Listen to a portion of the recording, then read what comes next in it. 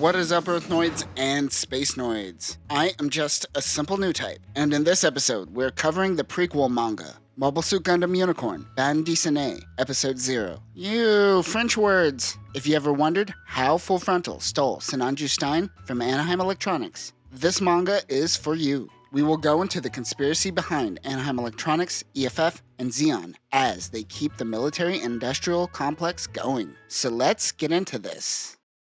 The Gyaradoga Full Frontal Use breaks into a Klob-class ship. The AMS-119C Gyaradoga Full Frontal Use is an experimental high-performance variant piloted by Full Frontal. This unit's armor is reinforced, which greatly changes the balance of this mobile suit. It is equipped with a beam sword axe, the Gyrazulu beam machine gun, the Gyaradoga's beam machine gun, and a shield, which stores a grenade launcher and a Sturmfaust. He steals the Sinanju Stein. This incident occurred on June 15th, UC 0094. Two Klob-class cruisers, the Unkai and the Radels, were destroyed by Neo Zeon forces, and they took the ship's cargo. 400 plus people were killed in action during this event and was the greatest armed threat since the end of Char's rebellion. Alberto Vist, aka the Fat Unicorn, tests the Sinanju Stein with his assistant. They speed through the obstacle course and proceed with weapons testing. The AI system is running at 50%. AI in this case is Automatic Intention System, not Artificial Intelligence. Later, his assistant tells him that even though this gives him great skills with zero effort, people who haven't undergone extensive training can't go over 50% without breaking a few bones and damaging internal organs. She goes into detail about the automatic intention system being able to transform mental images into precise movements faster than any control systems. No other mobile suit matches this one. Alberto says, well, not until RX-0 at least. He tells his assistant that this mobile suit is to be delivered behind the scenes, as if they have a new type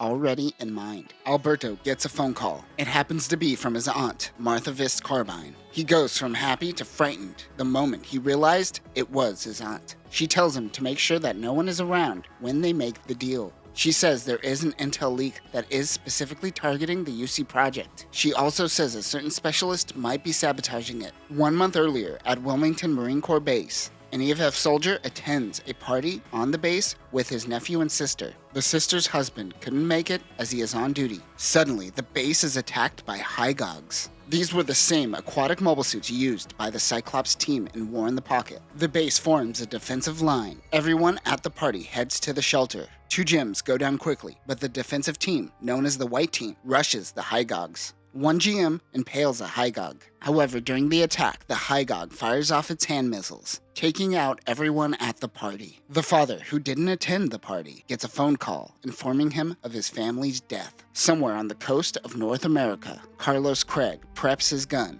and kisses his cross while looking at a photo of his late family. A few CIA agents approach his house. The younger agent happens to be Daguza.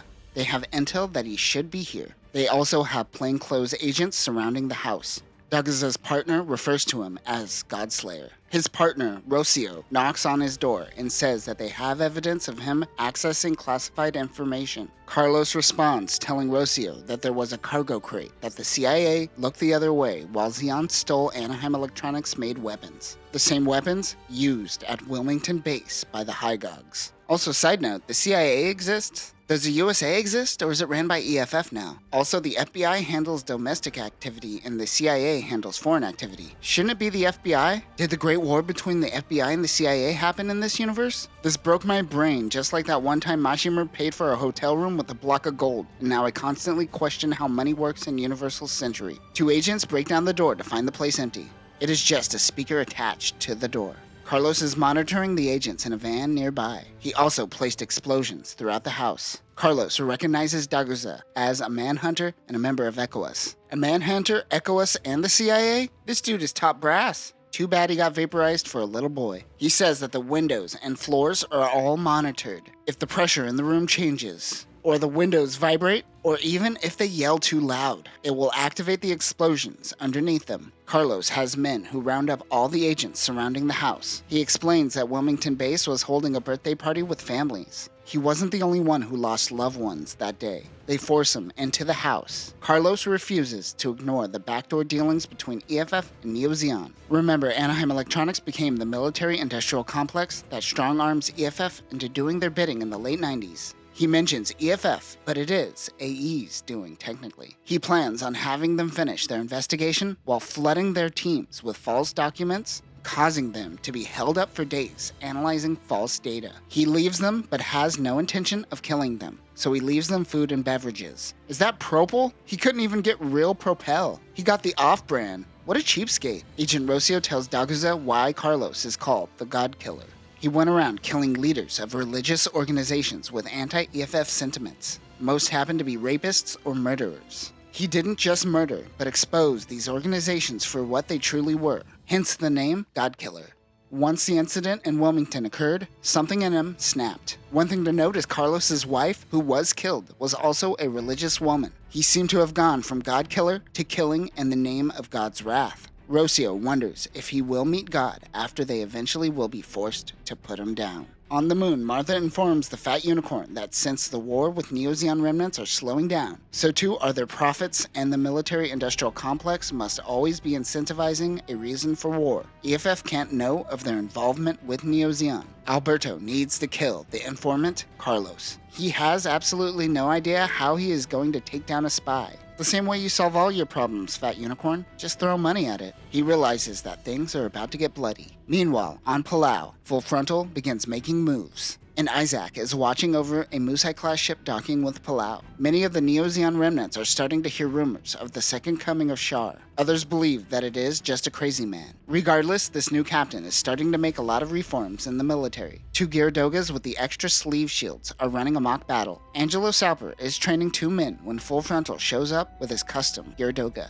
He wants to have a mock battle with Angelo. The two engage in battle. Angelo chases and shoots. He thinks he's got a shot on Full Frontal, but he sneaks up behind Angelo and holds him at point-blank range, winning the battle. The 3 have been hired by Full Frontal as his guard. The 2 pilots talk about all the gossip going on about Full Frontal. They make a joke that you don't need to be a good pilot anymore. You just need a good plastic surgeon. Angelo tells them to stop joking around and that they should just be concerned about their duties. Full Frontal and the team return to Palau. Overlooking him in the hangar is Minerva and Merida. The 2 talk to Full Frontal and ask him if he really intends to take over the Federation transport ship. He does indeed plan on making an attack. She protests, claiming that they can't afford to lose any Neo Zeon soldiers at the moment.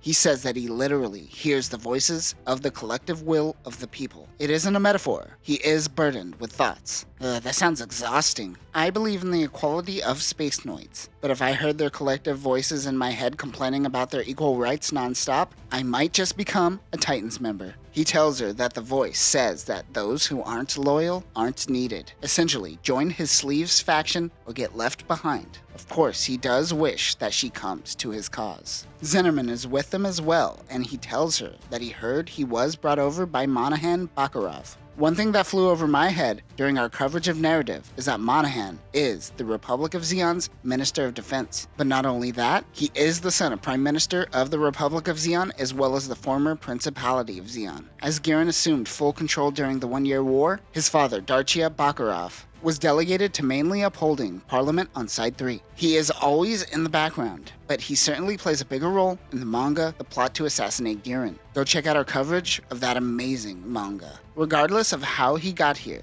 the fact that no one is looking into seeing whether or not he is the real Shar shows that the people are looking for a leader. Not only does it show that Zeon is looking for a leader, but it also demonstrates that Minerva herself still isn't up to the challenge of being a leader. Carlos sneaks into Anaheim Electronics and finds the container carrying the mobile suit that will be delivered to Neo Zeon. Its codename is SS. Yeah, Sinanju Stein is a mouthful. I'm calling it SS from now on. They store SS onto Unkai. It leaves the moon with an escort ship, the Rawdells. This is their target. Carlos and his men plan on meeting Dakota Winston, a commander of the Mobile Suit Forces, on the Unkai. Carlos meets with Winston, who informs him that the Unkai is on a private dock not open to the public. He tells him of the conspiracy between Zeon, Anaheim Electronics, and EFF. Winston realizes that the EFF higher-ups threw his ship under the bus. Even if the captain is in the know, the crew members certainly aren't. They don't seem to care about human lives for this transaction to go down. Carlos briefs him on the plan.